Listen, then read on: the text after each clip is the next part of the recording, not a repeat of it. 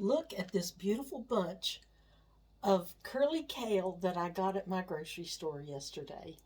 Welcome to Cooking with Connie and more. And I'm Connie, and I want to show you how I like to cook curly kale. First of all, I'm going to readjust this. I'm going to put a large saucepan here in the sink. I don't need to lay that right in front of the camera, do I? And the first thing we want to do is take some of it off of its stalk. As you can see, kale has a thick and tough stalk at the bottom. So I'm just going to strip that down and put those leaves over here in my pan. And I'm just going to rinse them in the pan. I have found this to be the easy way to do this. See that stalk? That's really pretty tough. So we're going to just tear these leaves up and strip it down off of the stalk. And I'm going to, now I've got some in there, and I'm going to use cold water and rinse that real well. Wash that around, pour off that water, and do it again.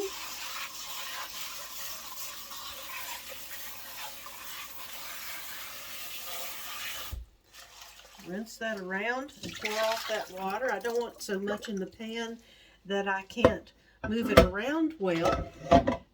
Then I'm going to put a clean dish towel down here and just lay that over here on the dish towel. You can use paper towels if you want to, but why not just use a dish towel instead of, besides, it's a lot prettier than a paper towel, isn't it? And just tear these into pieces. Now, you can put your kale on a cutting board and cut it into nice uniform pieces, but that's really not necessary. This is a huge bunch of kale. I'm not going to cook all of that at this time because this is just going to be for my husband and me.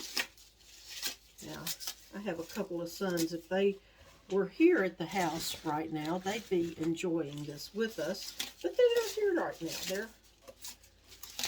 One of them doesn't live in the area, and the one who does is out of town. So, here we go. Now I'm going to rinse this. Now if I'm cooking a lot, I will actually do this in my Dutch oven. But I'm not cooking that much, so I'm just using this 2-quart saucepan this time. And I'm going to rinse that really well. My 3-year-old grandson, when he was 3 years old, did this for me a few years ago, and he just had the best time. I took some pictures of him, and they're in my family cookbook. They're just precious. I think that's good.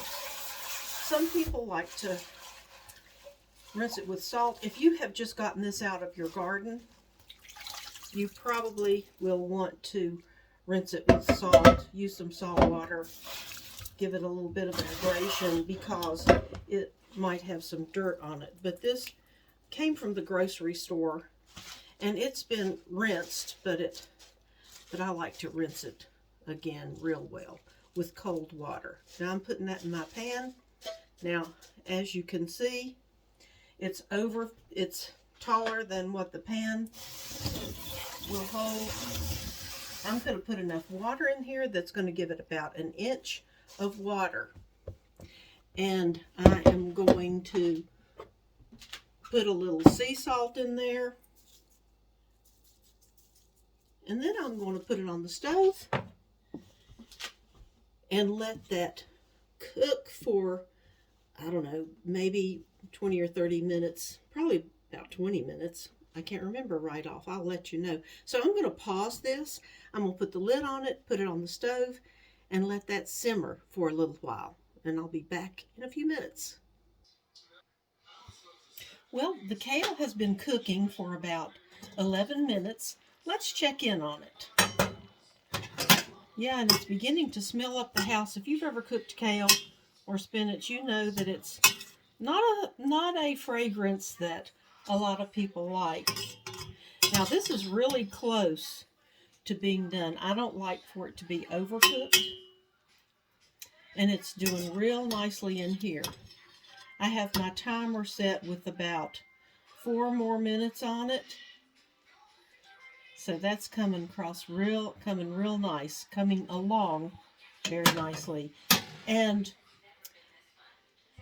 did you notice how much less kale there is in the pan now, in the saucepan? When we put it in here, it was heaping full. Kale and any green like this, whether it's mustard greens, collard greens, any greens like this, is going to cook down a lot. And so I've just let this simmer on a very low temperature, and I'm going to let it simmer for about 3 more minutes. And then we'll check in on it again, and it'll probably be ready at that time. Okay, here we go. I believe that our kale is ready. So let's take a look. It's still simmering a little bit. It still has that bright green color. We don't want it to get to the point where it has a terribly dull green. I am going to turn the stove off. Now I will drain this, but before I do that, I'll just show you. I'm going to get some of this out and put it in a little serving dish. That's a nice serving. This will make 3 or 4 servings, this amount that I have cooked just now. I know it looked like a lot, but it cooks down so much.